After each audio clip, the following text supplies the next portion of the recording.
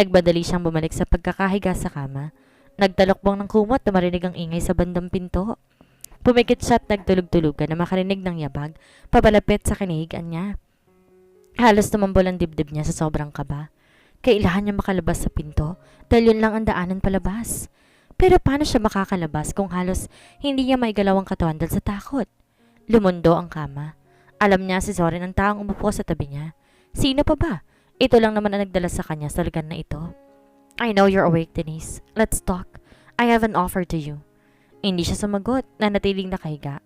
Wala siyang balak pakinggan ng mga sasabihin nito. Bakit naman siya makikinig sa isang baliw?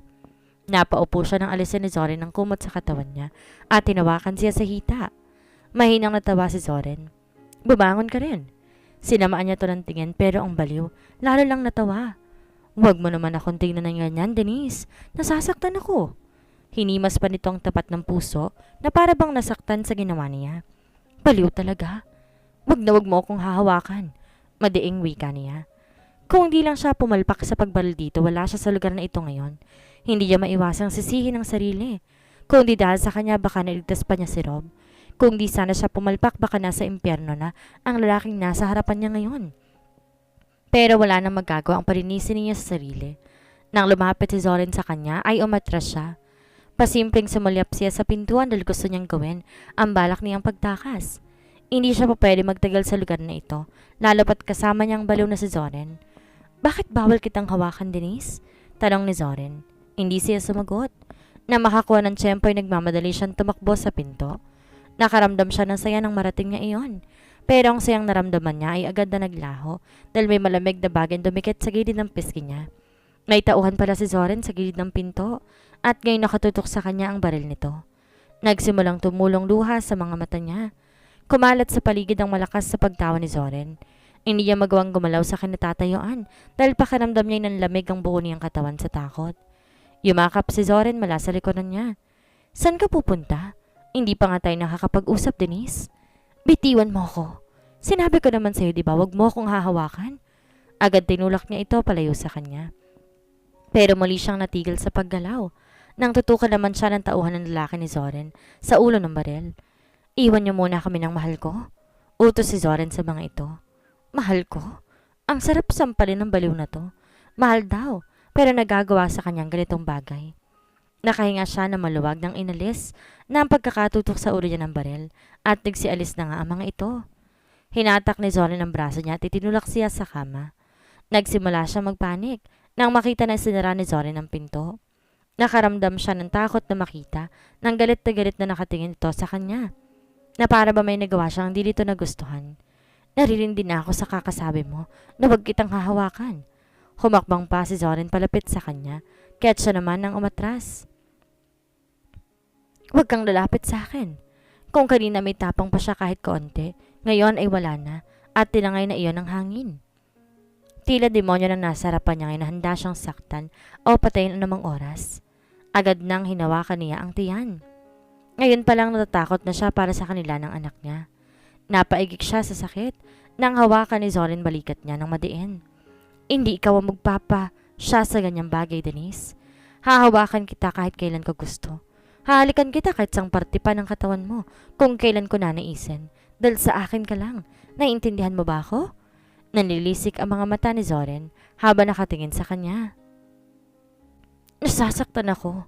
Daing niya dahil alam kong dumiin ang kamay nito sa balikat niya. Ang tagal kitang minahal ng totoo, Denise. Bawat galaw mo alam ko. Nawala ang panilisik na mata ni Zoren. Nang ilabot siya ng padaanin ni Zoren ang daliri sa kanyang balat at leeg. Sinundan kita kahit saan, kaya nga kahit yata pahinga may alam ko.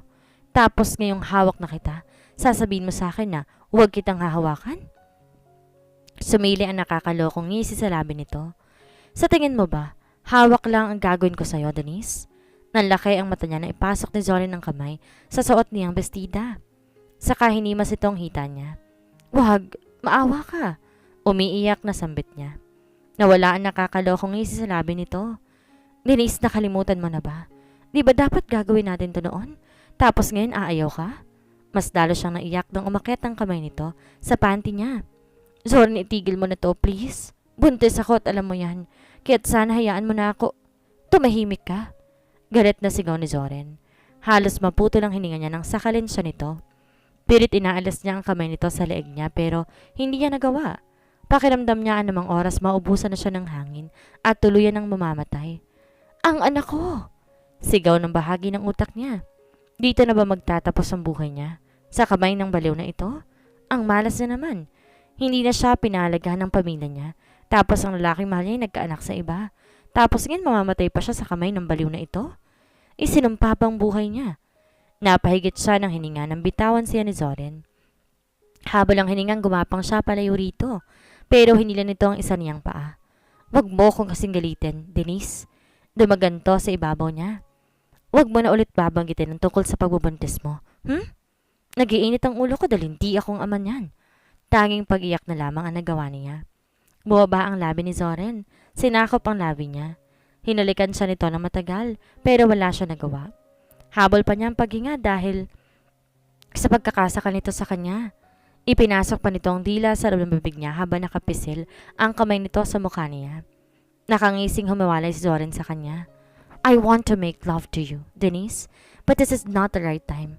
Kailangan mo na kitang ilayo sa lugar nito para wala nang sagabal sa ating dalawa. Inawakan niyang leeg na masakit pa rin habang umiiyak. Alam niyang may bakas na naiwan doon dahil sa pagkakasakal nito sa kanya. Napakasama nito. Hindi lamang to isang baliw, isa rin itong demonyo. Mas pinili na lang niya na hindi gumalaw nang halikan nito ang balikat niya at bahagya pa iyon para iwan ang marka. Sa sunod, hindi lang yung marka na yan ang gagawin ko sa katawan mo. Saad ni Zoren habang malagkit na nakatingin sa katawan niya. Ipapadala kong pagkain mo rito para makakain ka na. Huwag mong balakin na takasan ako, Denise. Baka hindi lang yan ang gagawin ko sa'yo. Banta nito bago umalis sa ibabaw niya. Umiiyak na niyakap niya ang sarili. Akala niya kanina, katapusan na niya. Lumakas na ang pag-iyak niya na maramdaman ang sakit ng leeg at balikat niya. Colton! Tawag niya sa pangalan ng lalaking mahal niya. Iling niya ligtas siya nito katulad ng dati. Hiling niyang dumating ito para sa kanila ng anak nila. Alam ko na ang saktong lokasyon nila. Ani Sandro nakakatapos namang kausapin ang tauhan ko. Napatiimbagang si Colton. Panahon na para bawiin ng asawa at ang anak niya. Walang dapat masayang na oras dahil bawat oras na dumaraan, mas lalo nanganganib ang buhay ng mga ito. Agad sumakay sila ng sasakyan. Maging ang madaming tauhan na at si Red ay ganun din. Sumakay na rin ang mga ito ng sasakyan dalang iba't ibang klase ng baril. Hindi niya inaasahan na aabot sa ganito. Ang tanging gusto niya lang noon ay malaman kung sino may kasalanan sa nangyayari sa asawa niya. Hindi niya ay nakalang mas malalim pa ron ang mararamdaman. Binuga niya ang usok ng sigarilyo bago tinapon ng upos noon sa nakabukas sa bintana. Babawiin niya si Denise sa mga ito at pagbabayarin sa mga kasalanan. Hindi siya titigil hanggat hindi nagbabayad ang mga hayop. Dadi pa siyang duda na si Zoren na iyon kaya naman kinausap niya si Patricia para sabihin sa kanyang nalalaman ito.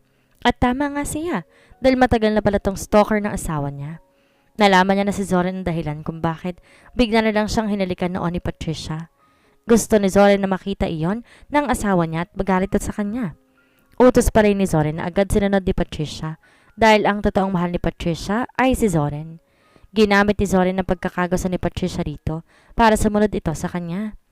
Inaming lahat ni Patricia ang lahat ng bagay na iyon dahil takot na ito kay Zoren nang marinig nito ang ginawa nito at ni Kyle. Halos magtunugan ang ngipin niya sa tindi ng kanyang galit kahit naiisip niyang ginawa ng mga ito sa kanila. Naging ang walang kamuwang-muwang na bata ay nagwapang gamitin ng babaeng yon para sa sariling kapakanan. Masara lang siya nakaramdam ng galit. Papatayin kita, Kyle. Ako mismong papatay sa iyong hayop ka. Sambit ng bahagi ng utak niya. Siya mismong papatay sa mga ito. Kahit sa impyerno pa'y susundan niya ito. Mas lalo pang bumilis ang sasakyan ng sanya-sanya ang driver na bilisan. Gusto na niyang mabawi ang asawa. Hindi niya nakain tumagal pa na hindi ito kasama. Lalo na niya yung alam niya na nasa panganib ito. Wait for me, Denise. I will save you no matter what. Piping usal ang puso niya. He will do everything to save her. Denise is not just his wife, she is everything to him. Hindi siya papayag na may makapanakit pa rito. Tumingin siya sa pagkain na dala ng tauhan ni Zoren. Hindi man niya gustong kunin iyon, hindi naman maaari, lalo na nga't buntis siya. Kailangan niya ng lakas para sa kanila ng anak niya. Mabilis niyang itinapos ang pagkain niya. Di nagtagal nakarinig siya ng yabag at tumahangos na pumasok si Zoren. Sa kwarto at agad nilapitan siya at saka hinigit ang braso niya. Nang hilahin niyang braso pabalik, lalang humigpit ang hawak nito sa braso niya. Napansin niyang masama ang timpla ng mukha nito. Aray ko naman, Zoren! Dahan-dahan naman! Reklamo niya. Shut up, Denise. Singhal ni Zoren. Wala siya nagawa kundi ang magpadala dahil baka magalit pa ito sa kanya at sakta na naman siya. Habang naglalakad sila, napapaligiran sila ng tauhan ni Zoren na mukhang hindi gagawa ng mabuti. Dinukot ni Zoren ang cellphone sa gamit ang isang kamay nito. Damn you! Bakit pang tagal mo? Natuntunan nila kami pero hanggang ngayon wala ka pa rin. Aalis na kami sa lugar na ito at magkita na lamang tayo doon. Pinatay na ni Zoren ang tawag. Tumingin to sa kanya na masama. Huwag mong susubukan takasan ako. Hindi ako magdadalong isip ibaon sa yung balang to, naiintindihan mo ba? Banta nito. Habang may nakatutok na baril sa kanyang tiyan. Agad tumango siya habang umiiyak. Bigla, nanayo ang lalamunan niya na makaramdam ng baril. Nasa sa tiyan niya. Kung nung una may balak pa siyang takasan to, ngayon wala na. Paano nga naman siya makakatakas kung marami itong tauhan? Bukod doon natatakot siya dahil baka totohanin pa nito ang sinabi. Hindi malabo na gawin talaga nito ang bagay na yon, lalo na nga at baliw ito. Isinakay siya ni Zoren sa isang itim na van at agad pinaandar iyon papalayo sa lugar. Napapitlag siya na makarinig nang malakas sa palitan ng putok ng baril. Anong nangyari? Imposible naman na si Rob ito dahil sa lagay na ito ngayon ay hindi nito magagawa pa na iligtas siya. Lumunok siya na may isip ang nag-iisang tao na maaaring makaligtas sa kanya, si Colton. Lumingon siya pero siya ay agad napatingin kay Zoren. Diretso ang tingin. Sabi nito sabay diin ang baril sa tagiliran niya. Pinahid niyang luhat, sinunod ang utos nito. Ngumiti si Zoren sa kanya at humilig pa sa balikat niya na para bang wala itong hawak na baril na nakadiin ngayon sa gilid niya. Malapit na, Denise. Konting panahon na lang at magkakasama na tayo ng tuluyan nang walang sagabal sa ating dalawa. Mas lalo siyang naiyak sa sinabi nito. Kung ito'y tuwang-tuwa siya naman ay hindi. Sinong matutuwa na makasamang isang baliw na katulad nito? Kung di lang siya natatakot na mapahamak ang anak niya, hindi siya susunod dito. Napatili siya ng malakas na makarinig ng putok ng baril. Si Zoren agad nang umayos ng upo at lumingon. Drive faster, idiot! Sinundan niya na tayo. Singhal ni Zoren sa driver. Opo, boss. Agad nang sinunod ng driver ang sinabi ni Zoren, kaya naman mas lalong bumilis ang takbo ng sinasakyan nila.